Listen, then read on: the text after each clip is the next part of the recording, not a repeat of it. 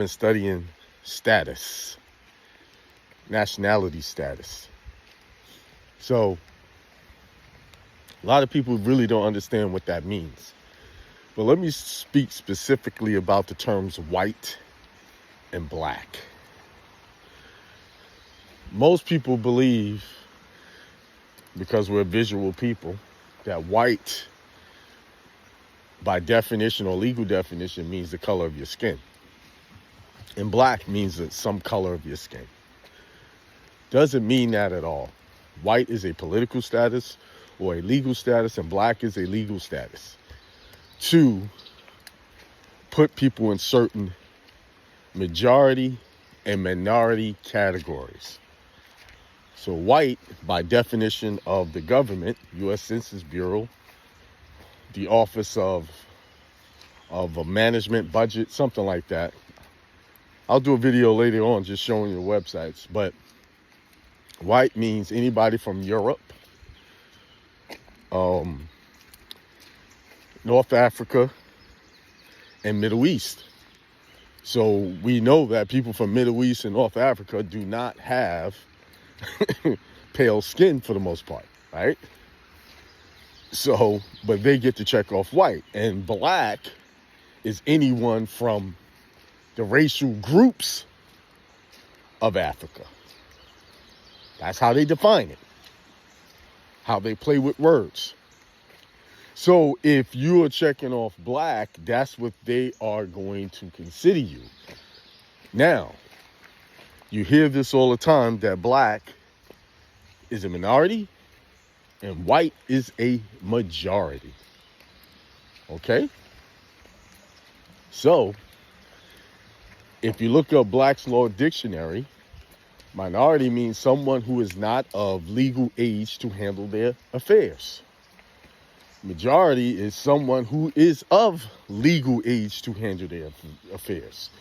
So, if you're ever wondering why blacks get treated like shit in this country, that's why. Because they consider you an infant in law. You don't have any rights. Someone has to manage them for you. And if you're picking that designation white, guess who gets to manage it for you? I mean, black. If you're picking black, guess who gets to manage your affairs for you? The government.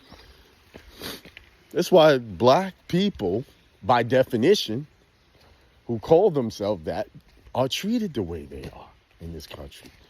It's the lowest status in this country to be picking. And I'll tell you, you're not black. You're none of these things that they created. Remember, God didn't create you that way. They did. They created some names on the paper, and you picked them based on popular opinion, based on the crappy educational system. You picked these titles not knowing what they mean. Anything you're putting on an application or government application, you need to know what every word means in those applications by what they define it to be.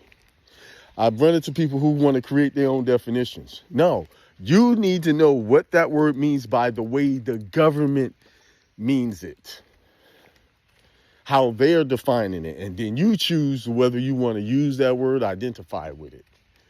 All right? So there you have it.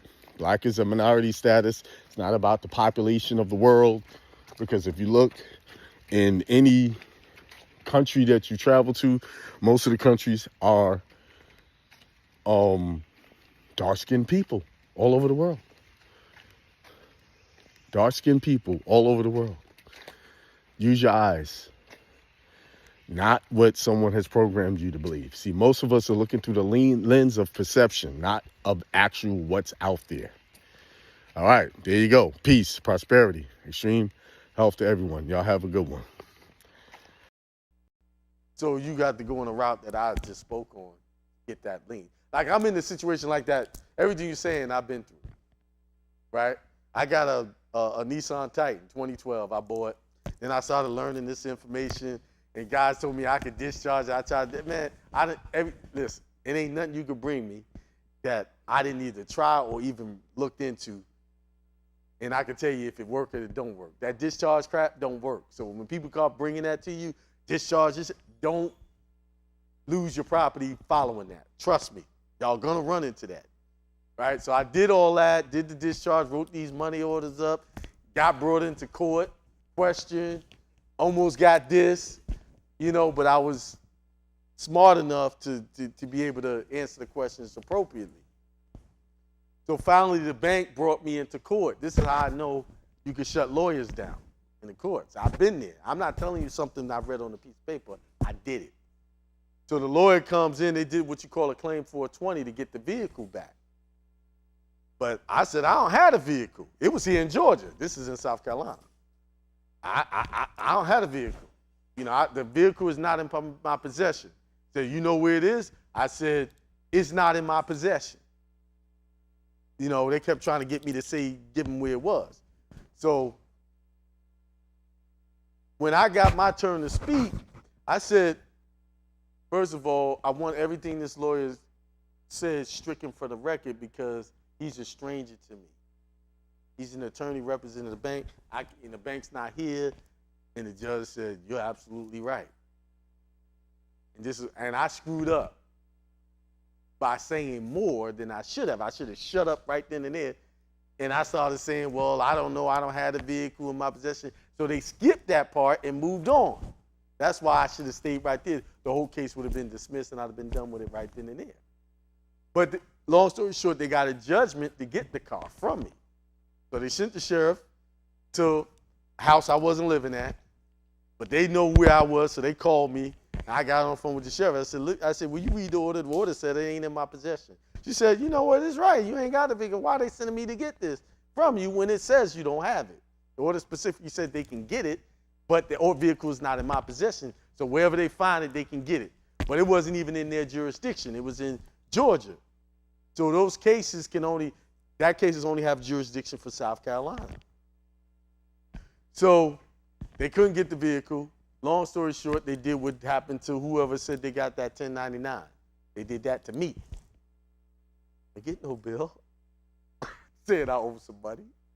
Why? Because I had stuff in place where I hit the IRS saying, explain these deals to me that I owe this. Plus, I'm not doing contracts with them. See, you probably did a tax return that same year that you opened up a contract for them to even do that. There's no open contract for me to be involved in that. So they can't say I owe or whatever because I didn't do a tax return and not put that on it.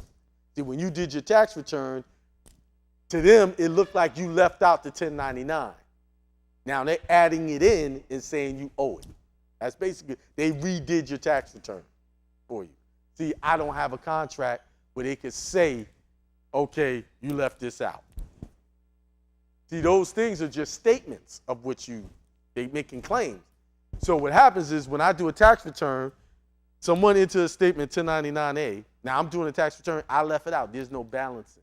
So they're going to balance it out for me unless I dispute it. See, if you disputed that would have never been added into your tax return. You didn't dispute it. So then they go and say, well, you owe us some money. Boom, boom, boom. They said they mail it, and they love mailing to wrong addresses. They do.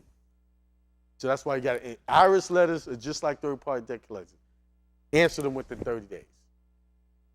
If you don't, it becomes real. Okay? So with the car, they did the 1099A. Oh, okay, great. Now I don't owe it. And then they sent me a statement that I owe them no more money. Now my only problem is I don't have the title to the truck. I don't care. But guess what? I just keep dealer plates on it. I don't care. Dealer plates on it. I don't even insure it because then insure it means I have to register it. Then that might bring up that order, all of that stuff. But once I get the title, I won't have to worry about that no more. Because what I'll do is take the title and sell it to my trust. Now it's under the trust and no one can touch it. New title, no one can touch that trust. They still can't touch it now because that order, that was like almost 3 years ago now. It's done. So with that car, just so, unless you want to sell it, that's the only time you're going to worry about needing the title. Really. Is it operational? Okay. Now, then don't worry about it. You just trying to worry about the credit part. Okay. Okay. All right, yeah. They coming at you. Are they coming forward like a third-party debt collector? Yeah, just send them a letter, man. Shut them down. Hey, I don't owe you nothing.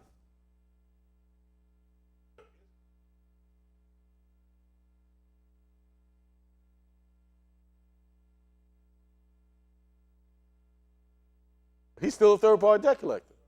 Right. Right. Right.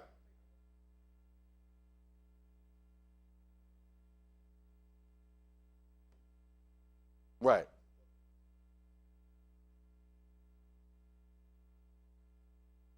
Mm-hmm. Mm-hmm. If they're coming in as a different name. So if it's a Bank of America legal department, that's a different name. Right. He's still a lawyer. He still don't have first-hand knowledge. They use the lawyer title for intimidation. That's all. They don't mean nothing. They still the same as any other third-party debt collector. Now, if they try to sue you, which they might, they're gonna bring a lawyer to the room. He still gotta follow rules of evidence. First-hand knowledge. Only person with first-hand knowledge can speak in that courtroom as a witness. Right. Who you was sitting there witness you signed the contract. Right. Don't argue about whether you owe or not. The point you want to make is who's accusing me? Is it the real party who witnessed me sign it? They might even send a document certified saying that you owe this, but it still got to be from somebody that first-hand knowledge. It's not your signature. How's it your signature? Because all they're going to do is show you a photocopy. That's not your signature. They're like, no, that's not my signature. It's a copy of what purports to be my signature. Your wording, how you address it. You know, hey, it seems like it's it looks like a copy of what looks like my signature, but no, that's not my actual red ink signature. Right? And most times they can't even bring them original contract. But even if they brought the original contract, who's going to testify that you did that? You know you have a right not to incriminate yourself, right? You can remain silent on that question. I can either confirm or deny. All right, passport. Anything else before I move on to this? All right. All that stuff I said about nationality comes down to this. How you fill this out. You'll run into people that talk about you need to correct your nationality. You need to correct your nationality. And they have all this long, drawn-out paperwork for you. And I'm here to tell you this is all you need to do. All. And this here tells you I can skip everything and go straight to the oath because that's where the answer is. In the oath. Right here on the application.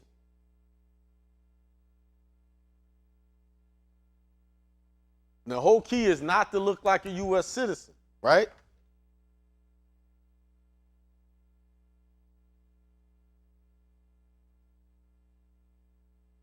And this is the part, they don't read this first part to you. They'll start right here.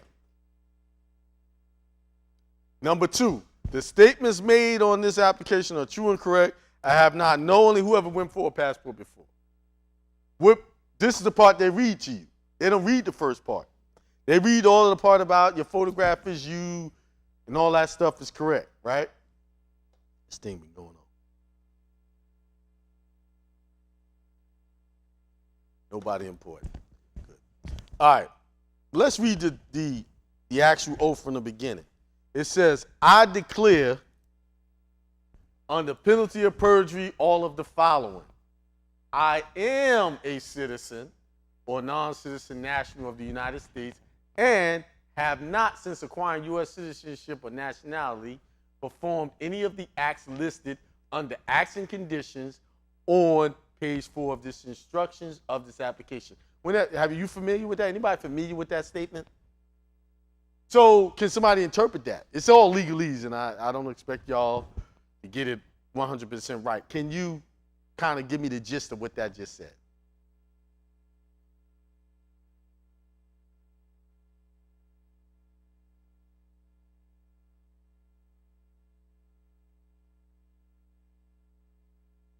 No, no, no. It's saying I declare under penalty of perjury all of the following. What you saying? You're making a declaration to the facts here, saying that all of this is true and correct. And if not, you can charge me with a crime, right? Everything on this application is true. That's what this is. I declare under. But what I want you to focus on is number one. It says, I am a citizen of the United States or non-citizen national of the United States and have not, since acquiring U.S. citizenship or nationality, performed any of the acts listed under acts and conditions on page 4 of this instructions of this application unless explanatory statements is attached. I'm going to give somebody another shot, then I'll break it down. Right? But start at the beginning. Don't skip the beginning part. You went to the end. Right. You're making a declaration that you're what? You going. You going there. That you one of these. Right? As you get rid of something, something comes to fill its space. Some of your lives are probably so cluttered with things that you're not making good use of. If you get rid of it, the thing that you need to move you to the next level could come in. And that means anything. You might be stuck in relationships that is not going anywhere. You don't have any plan to do anything other than what you're already doing. Are you okay with that? I'm not here to tell you how to break up relationships. I'm just saying it's time to take an inventory on everything, not just material things, spiritual things. What's in your mind that need to be gotten rid of? What kind of thinking, what kind of words you're using in order for the abundance to show up? Do you have a lack mentality? I realized on the trip that as much as I talk about lack mentality, it was still some things that was giving me lack mentality to a degree. You know, sometimes you think you know it and you really don't. You really don't see it unless someone points it out. And you got to be wise enough to hear it and not be offended when that person points it out to you.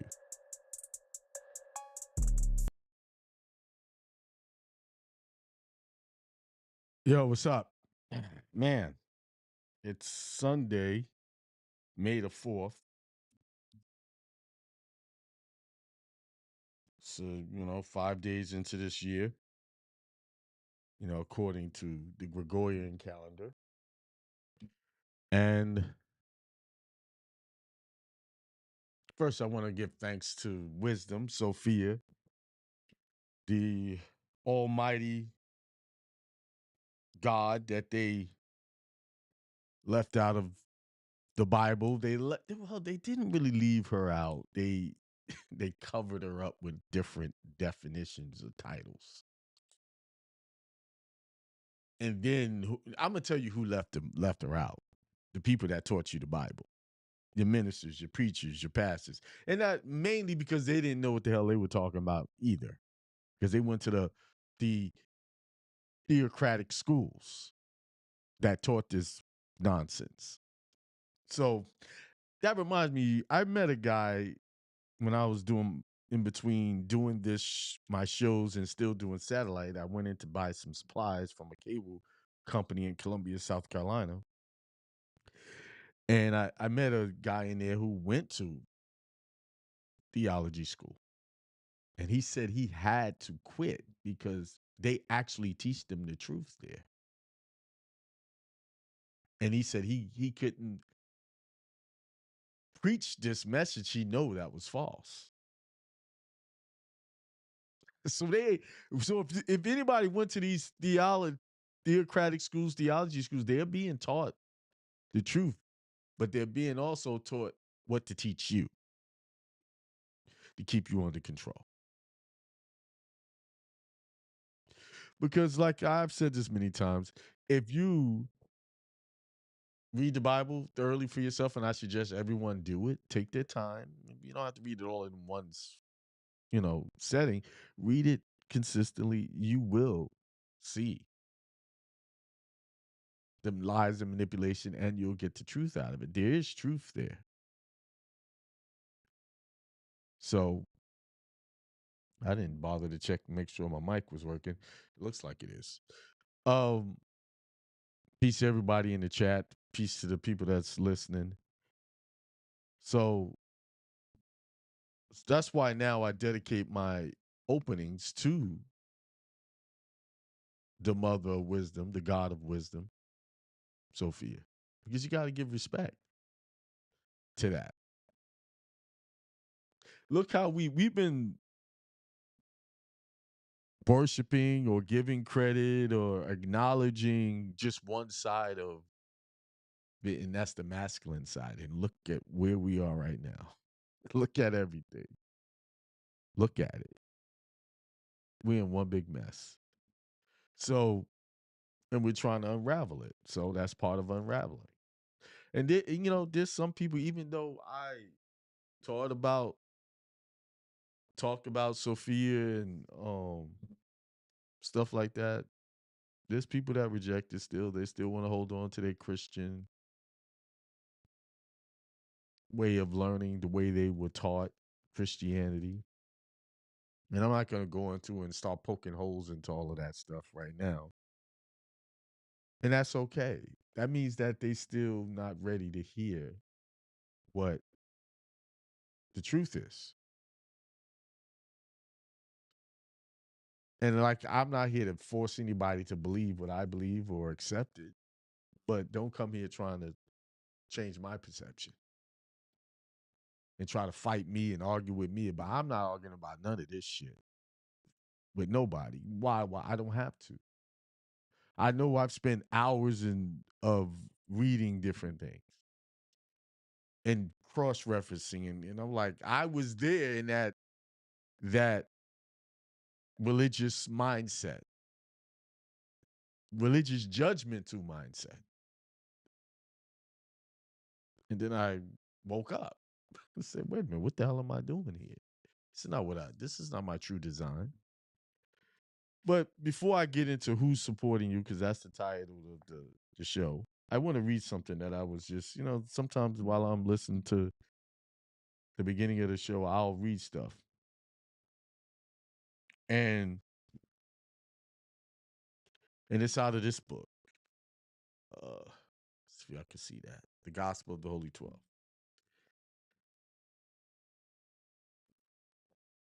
And I'll start here.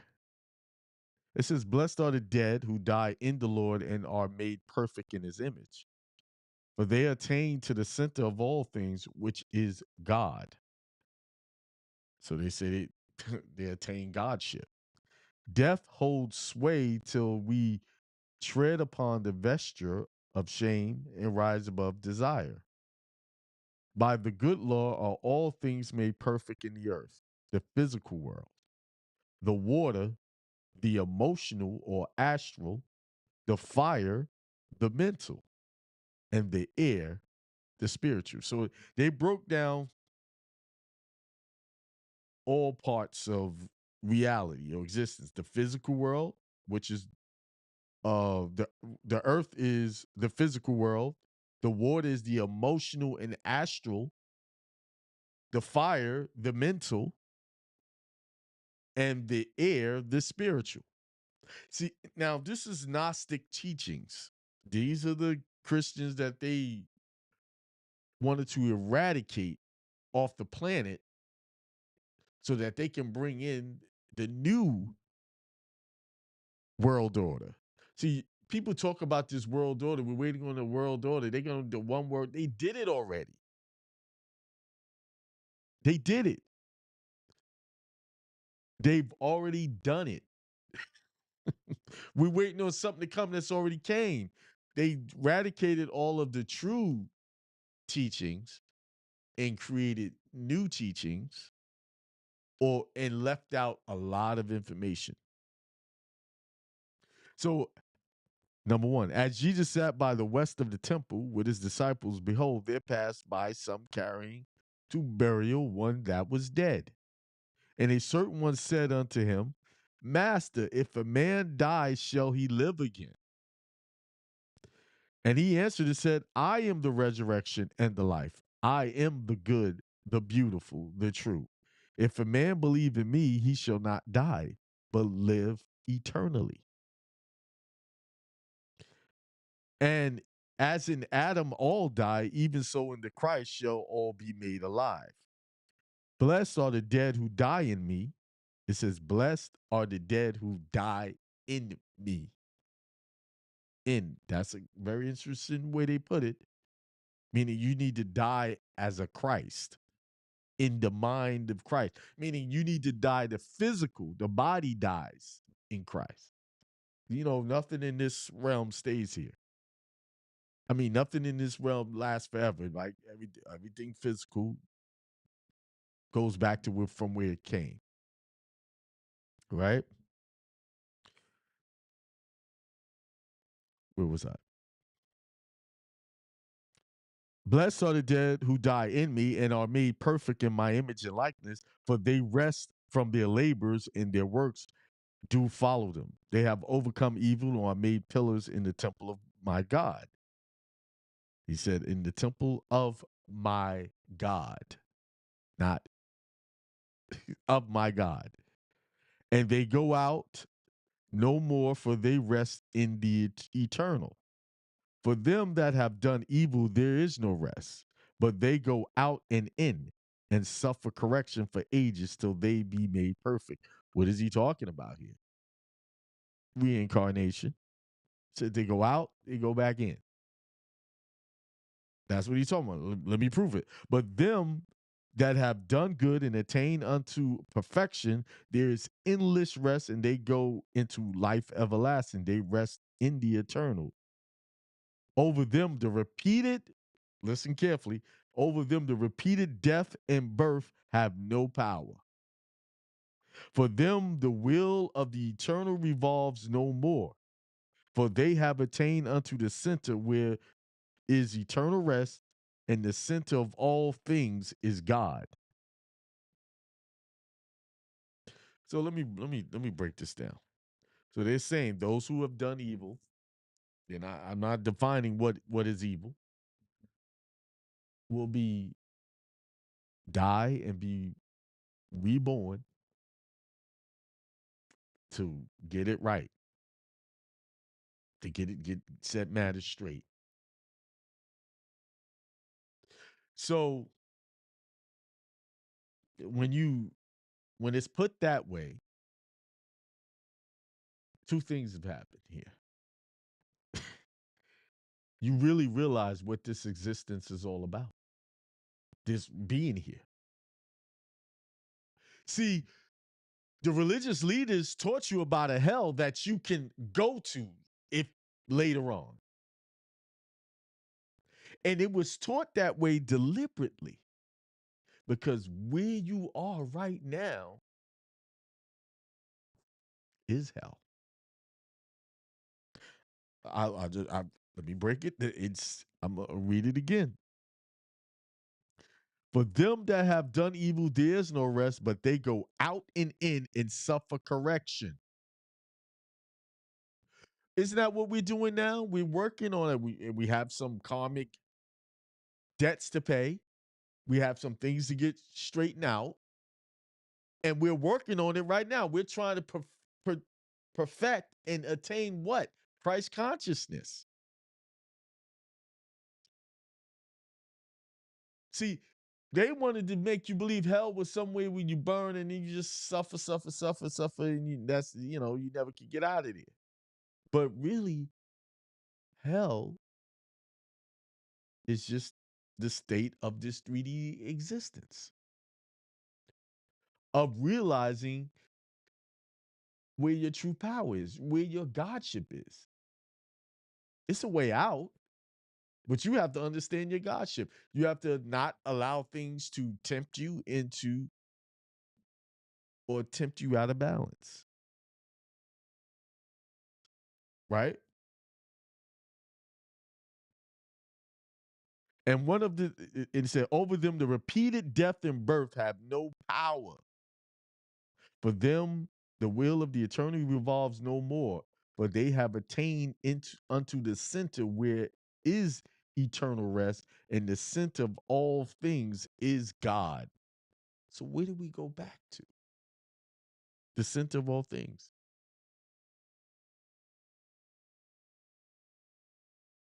God, the feminine aspect of God. And one of the disciples asked him, how shall a man enter into the kingdom? And he answered and said, if ye make not the below as the above, and the left as the right, and the behind as the before, entering into the center and passing into the spirit, ye shall not enter into the kingdom of God. And he also said, believe ye not that any man is wholly without error, for even among the prophets and those who have been initiated into the Christhood, the word of error has been found.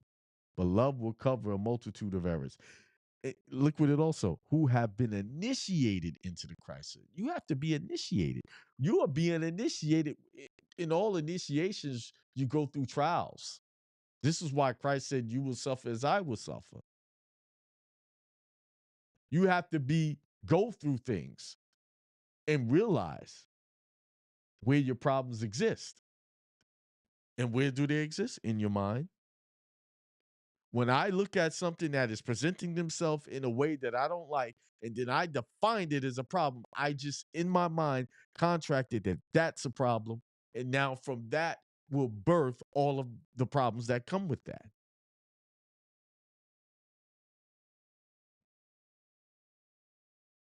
I just wanted to share that. When I bought this book, I think I bought this in 2015. And I can't even remember how I came across this book.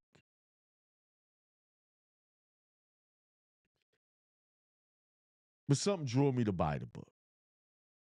It drew me to buy it. And I didn't realize I had the answers. A lot of these in here. I've read from this book from time to time, but this book is taking on a whole new meaning. And then at one point, I don't think you can get this actual cover anymore. They got reprints of it. And they have raised the price almost $300 to $600 to get this book. I don't know if it's like that anymore, the reprints that they have come up with.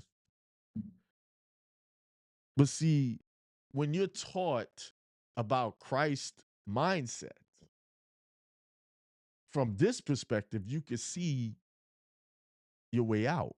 But if you teach it from the way they've taught it, where you got to go to these guys got to tell you, and it's always the pastor, I'm the one who's leading you kind of nonsense, which always leads to problems. I've never been in a church or any religious affiliation where it was some type of drama coming out of that type of teaching.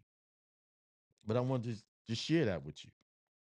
And I suggest, I'm trying to keep it all smoked up in here. That you do your research yourself. So let's switch topics to who's supporting you. Who's supporting you? Because a lot of us, I'm guilty of it. We hang around, we spend time with people who don't really truly support us. We support them. We try to help them. But you'll notice certain people contact you because they want something from you, not because they want to give you something or assist you with something. Most people come with their hand out. Physically, mentally, spiritually, they have their hand out. I got a problem. Can you fix it?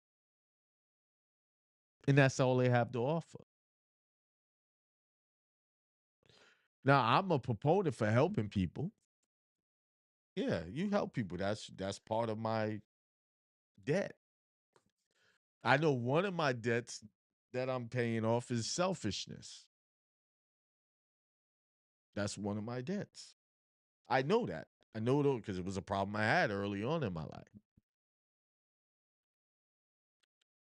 So I consciously work on that, not being selfish.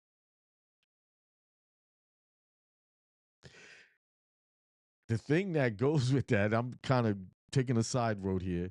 When you are working on selfishness, you're going to run into a lot of selfish people. That's going to challenge your work that you're doing on selfishness. So think about the things you're going through, the things you're working on, and you see that in other people.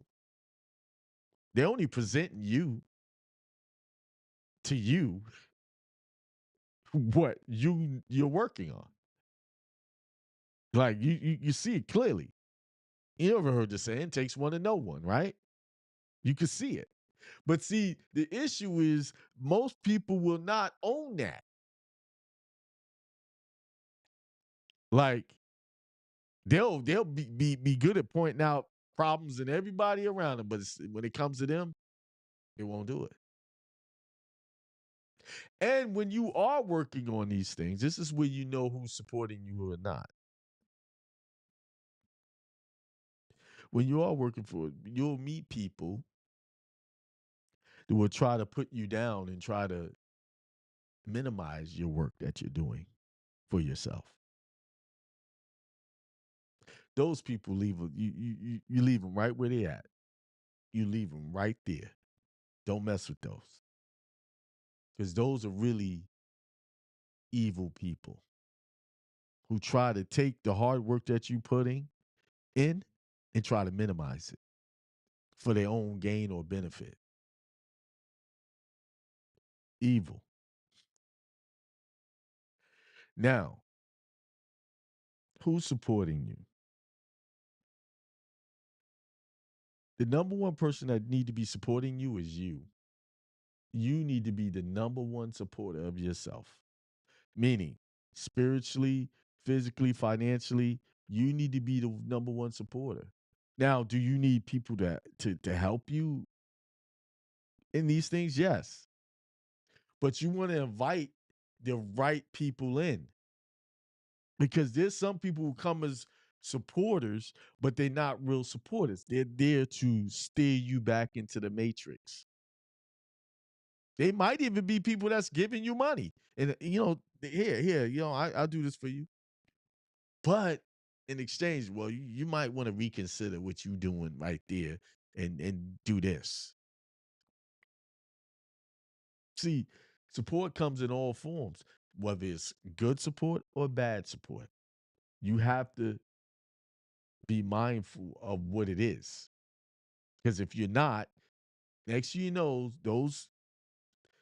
it's like this. If you're hanging out with people, like just say you want to create a business, you don't want to work for anybody, you don't want to clock in and out, you don't want your time owned by some corporation, but yet you have a person who's cool and they're supportive of, in a way, but they're always bringing up things like, you might want to consider doing this and doing that. Stuff that is taking you off your path. That's not supportive. Because a true person who is helping you is not going to sit there and try to make you see or make you do something else that you're doing, unless it's harming you. But I do realize people, when they give their opinions, they think what you're doing is harming you and what they're doing is right. And they don't even see that's how they're seeing it. But this level of awareness comes with the foresight, the insight, the outsight to see these things for what they really are. Because if you're not an advocate for your mission, the world will make a mission for you. And they will try to minimize everything you're doing. That's why you have to be careful of who's supporting you, who you're taking support from. Think about it. The government gives support out all the time by way of welfare, food stamps, and all these other things. But is it good support? Because it comes with a lot of strings attached. Number one, any support you take from the government, that straw man has to be seen as a ward, someone that they control. And if you paid attention to the video that I created and put up there about minors and my majorities and all of this stuff and the titles that they have lined up for you to be associated with. And if I have time today, I'll pull up that government page and point something out. I feel like I have to point that out because it's got to do with nationality. You're never going to survive, or you're never going to make anything out of yourself or make your goals work if you have the wrong people in your corner. I learned that over the last 8 or 9 months. There were people in my life that needed to go. And when I exercised them away, things changed. Because as much as I wanted to be successful and make things happen, it seemed like every time I got to a point, I was going one step forward and 10 steps back. I'm like, I'm doing these things right. No. I was doing those things right. But what happened was there were still individuals, and I'm speaking individual, live walking individuals, and I don't give a damn that they hear whatever, that was holding me back.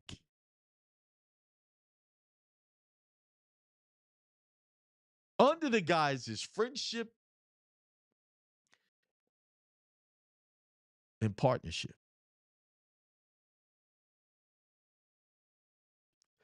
Let me tell y'all something. The true devils, the true evil in your life, they don't come with a pitchfork or a knife in their hand in front of you. They come with smiles. They come with pretty words. They come with the feeling of camaraderie. Y'all know, right? Most of the stuff that's not good for you tastes sweet, right? In foods, right? The most of the things that taste really good to you are no good for your body. They come under the guise of sweetness, sugar, savoriness. That's how they come. The stuff that's really good for you tastes like crap, horrible, but it's really good for the body. And that's another, that's part of our mission, to master our senses, right? Our taste buds, to put things into our body, our temple, because this is a temple. Your mom helped you. She created a temple inside of her and birthed it. Like you were born inside of the temple of your mom's womb. Well, your mom's whole body was a womb, is a temple, right? And the womb is just one of the sacred room. That scripture, go into that secret place, then there I will be. The womb. You were created there. And then and which you drew on from your mother was all of the best nutrients to get you here. Because if you didn't get all of the best nutrients from your mother, you would not have been healthy enough to survive this environment.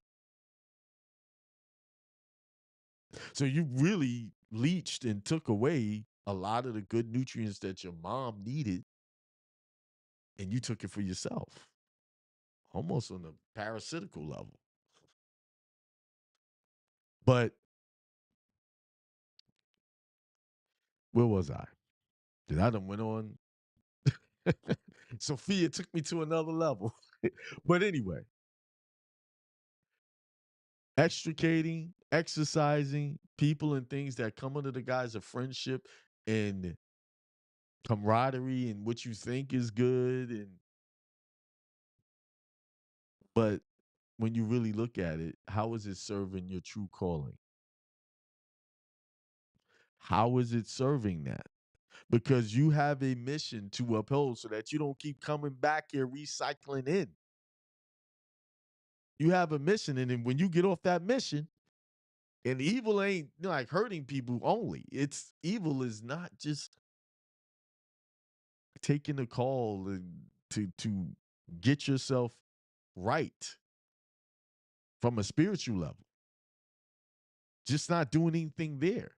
Allowing yourself to be sidetracked about all kind of other external things.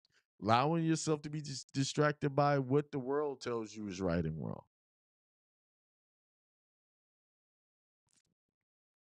Let's see who's out here in this all.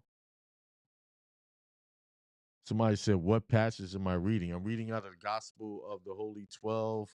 It's got Roman numerals, and I don't know what LXV 111, whatever the number that is, page 115 of that book. Oh, whoever that is. Let me see if I can see the name. Naima Naima. I'm sorry if I misspelled your name or mispronounced it. That's what we're here to do. We're here to set so that we don't have to keep recycling in. Gain Christ's higher consciousness. And what that means is if you study Christ's walk, he was tempted on all levels, but he still did not react. He allowed them to say, do whatever, and he just, okay. There was times he addressed evil, like the lawyers and the so-called preachers of that time, when they came at him with, unholy requests, say they wanted to stone the woman for adultery. And he was like, well, if you don't have any sin, whoever has no sin, cast the first stone. And that shut them all up. They ran.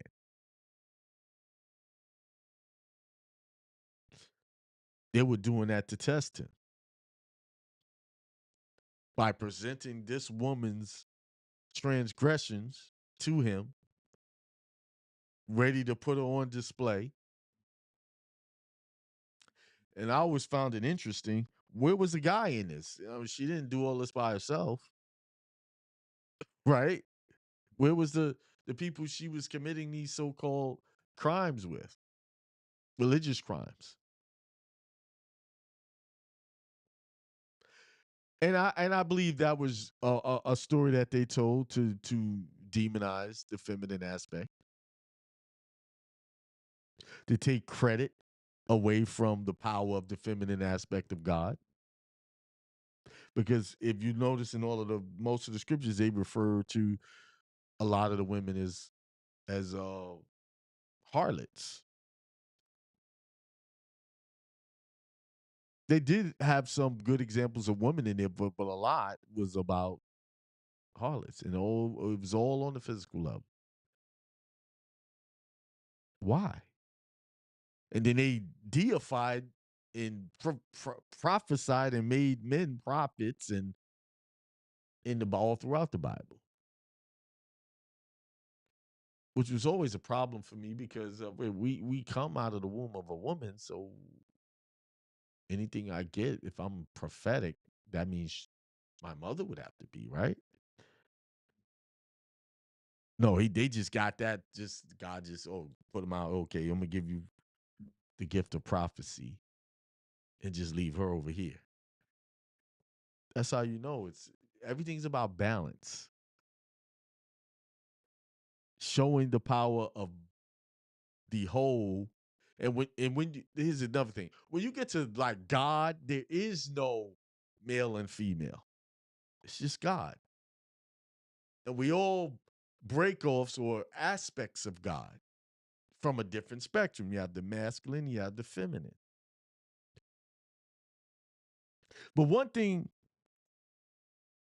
and I'm taking another side road, and I'm going to show you this image. Maybe I'll do it Tuesday.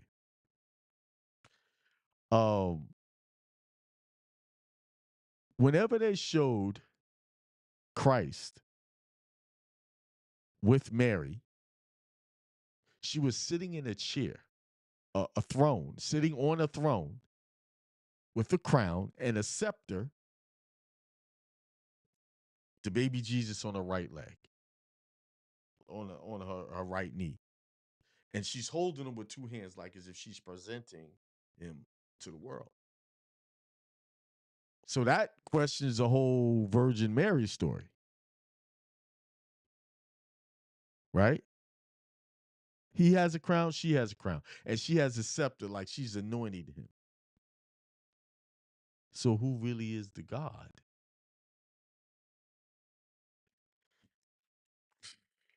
I'm gonna show you the pictures, and they're all over. Like, actually, here's the book.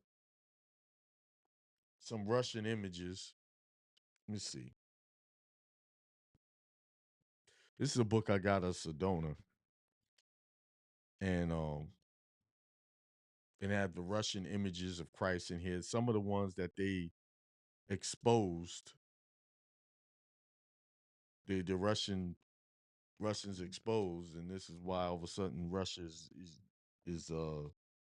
demonized, because they exposed stuff that they didn't want you to know. Let's see.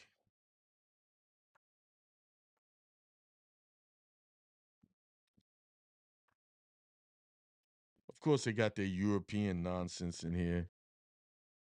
Let me tell y'all something. Anything coming out of the European mindset is filled with lies. That's a lying group of people. Okay? Because all their whole mindset is about, okay, I found one image. I'm going to show you that. But I'm trying to find the I should have left a bookmark on it. The image that they had of the Virgin Mary, her sitting on a throne, and the main image that I want to show you.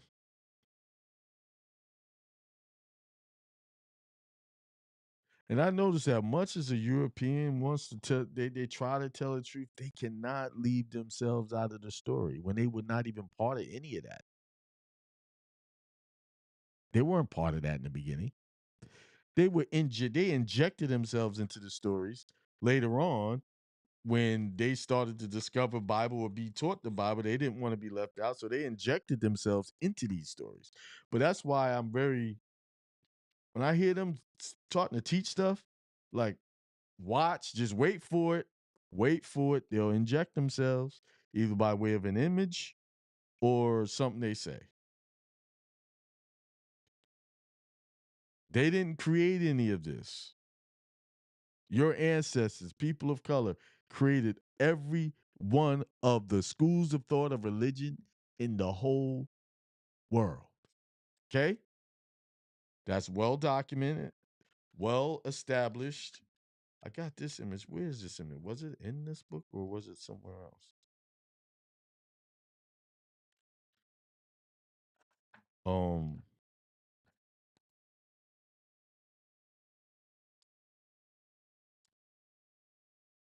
I guess not. No, I think it is. I just can't find it. But I'm going to show you something. Y'all can see it. See, if you can see that, I can't see my screen and see what y'all see. See that image of Mary up there? She's dark skinned, and then you have the lower people under there worshiping her. She's on the throne. Where's God at in there? They're actually telling you that's the true God in this image, sitting on a throne. And in this image, you'll notice to the right and left of her is a pillar. And for some reason they got a goat there. I know what the reasons that goat is there. Um, but I'm gonna try to find. Oh,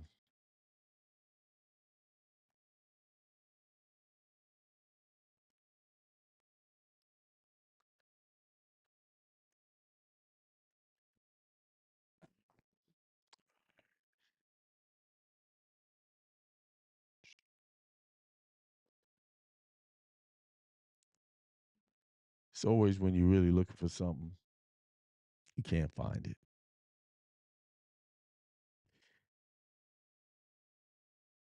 Looking for this beside. There's plenty of images here, but I'm looking for the one when she's sitting on a throne. with this Jesus on her lap. The specific image. Oh, this might be the one. There it is. This is close enough.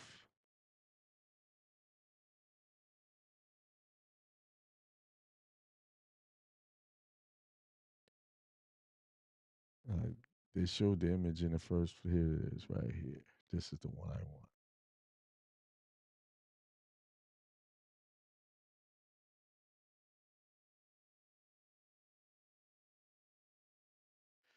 Share this.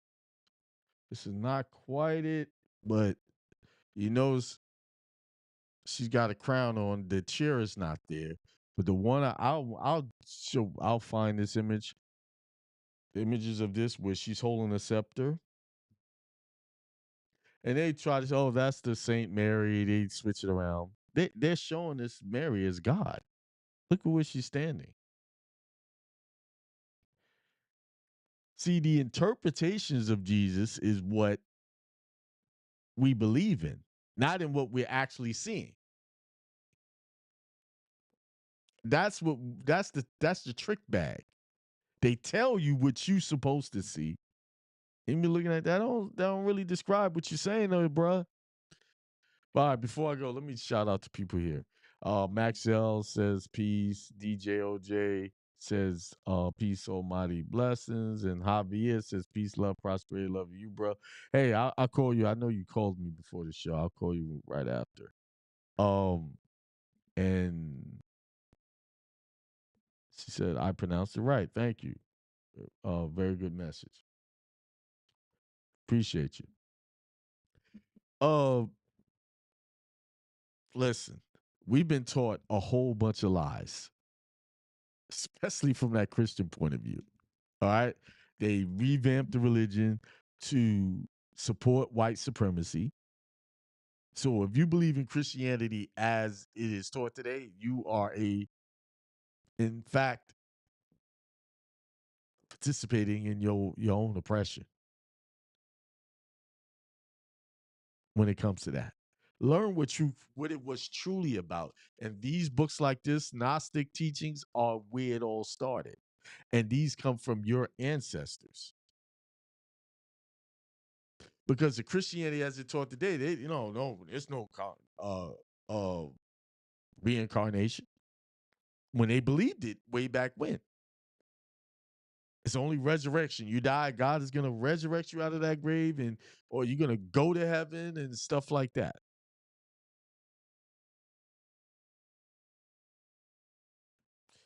Anyway, that's it for me today. It's 11 o'clock, almost 11. I'll see y'all on Tuesday. Peace, prosperity, extreme wealth to everybody. Talk to you next time.